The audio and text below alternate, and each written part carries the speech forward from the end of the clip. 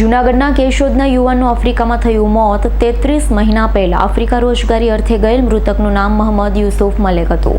કેશોદ ખાતે સિંધી શાળા પાસે રહેતા મુસ્લિમ યુવક મોહમ્મદ યુસુફ મલેક કેશોદના એક એજન્ટ મારફત આફ્રિકા ગયા હતા। ઇન્ડિયન કંપની ધારકને ત્યાં આફ્રિકાના કોંગો કિન્સાના ખાતે કામગીરી કરતા હતા અને થોડા દિવસો એટલે કે 10 કે 15 દિવસ બાદ આવવાની તેમના પરિવારજનો સાથે વાત પણ ટેલિફોનિક થયા બાદ તારીખ 2/9/2024ના રોજ ત્યાં તેમનું દેહાંત થયાના સમાચાર તેમના પરિવારને કંપની દ્વારા કરવામાં આવે।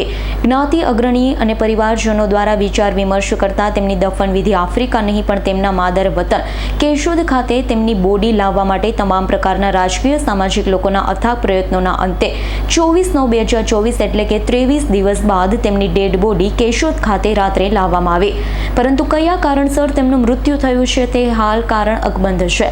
આફ્રિકા જતા લોકો માટે આ કિસ્સો આ યુવાનના મોત પરથી નક્કી કરી શકાય છે કે વિદેશ કમાવા જવા કરતા અહીંયા છાસ અને રોટલી સારી એ સાબિત થયે કિસ્સો જોવા મળી રહ્યો છે। હાલ તો આ બાબત પર ત્યાંના જ્ઞાતિ અગ્રણી અને મોટા કંપની ધારકો તેમજ ભારતના રાજકીય આગેવાન જ્ઞાતિની સંપૂર્ણ મહેનતના કારણે બોડી પહોંચેલ હોય આવા કન્ટ્રીમાં નોકરી કરતા લોકો માટે ચેતવણી રૂપા કિસ્સો સામે આવતા લોકોમાં તર્ક વિતર્ક જોવા મળ્યું। इम्तियाज़ पठान कन्वीनर मुस्लिम एकता मंच गुजरात। केशोद सिंधी शाळा पास रहता एक मुस्लिम युवक आज थी 33 महीना पहला आफ्रिका कमावा अर्थे गयेला हता। केशोदना एक एजेंट मार्फते ए आफ्रिका अजीज़भाई नामना एक कंपनी धारक जे मूळ इंडियाना ज छे, हाल आफ्रिकानी अंदर कोंगो किन्सासानी अंदर एमनी फेक्टरी छे, त्यां आ मोहम्मद आसिफभाई मलेक मोहम्मद यूसुफभाई मलेक नामना जे युवान हता ए त्यां जॉब करता था। गई 2/9 दिवसे एमનું કોઈ અગમ્ય કારણોસર ત્યાં મૃત્યુ થાય છે। ત્યારબાદ એમના પરિવારને જાણ કરવામાં આવે છે અને ત્યારબાદ એમનું જે શવ છે એ લઈ આવવું કે નહીં આ વિટંબણામાં એક ડિસિઝન એવું લેવામાં આવે છે કે કોઈ પણ મહેનત કરીને પણ એમનું જે શવ છે એ એમના માદરે વતન લાવવામાં આવે અને એમની જે દફન વિધિ છે એ એમના ઘરની નજીકના કબ્રસ્તાનની અંદર કરવામાં આવે।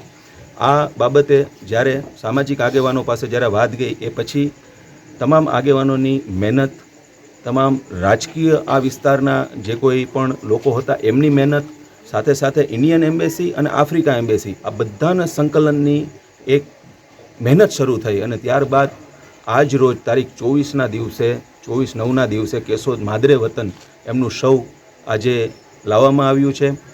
આફ્રિકા ખાતે આ જે એમનું મૃત્યુ હતું એ હજી એમનું રહસ્ય અકબંધ છે। ભવિષ્યની અંદર આની અંદર જે કાંઈ લીગલ કાર્યવાહી કરવાની રહેતી હશે એ પણ પરિવારની સાથે વાટાઘાટો કરીને પછી આગળ જે કાંઈ એમાં કરવાનું રહેતું હશે એ કરીશું। પણ આજે અમે પણ અને કેશોદ અને આસપાસના તમામ અગ્રણીઓ અને સાથે તમામ મુસ્લિમ સમાજના લોકો આ પરિવારને સાંત્વના પાઠવવા આ દુઃખદ ઘડીમાં એના ખંભે હાથ મૂકવા અહીંયા ઉપસ્થિત રહ્યા છીએ અને આ દુઃખદ ઘડીની અંદર અલ્લાહ પાકની બારગામાં દુઆ પણ છે કે આ પરિવારને ખૂબ ખૂબ સબરે કામિલતા કરે અને આ જે મરણ જનાર જે ભાઈ છે મોહમ્મદ યુસુફભાઈ મલેક એમને પણ આ જન્નતમાં આલાથી આલા મકામ અતા કરે। અંદાજિત કેટલા દિવસ લાગ્યા છે આને? આ બનાવ 2 તારીખનો હતો અને ગઈ 5/9થી કન્ટિન્યુ આ સૌને લાવવા માટેના પ્રયત્નો શરૂ હતા।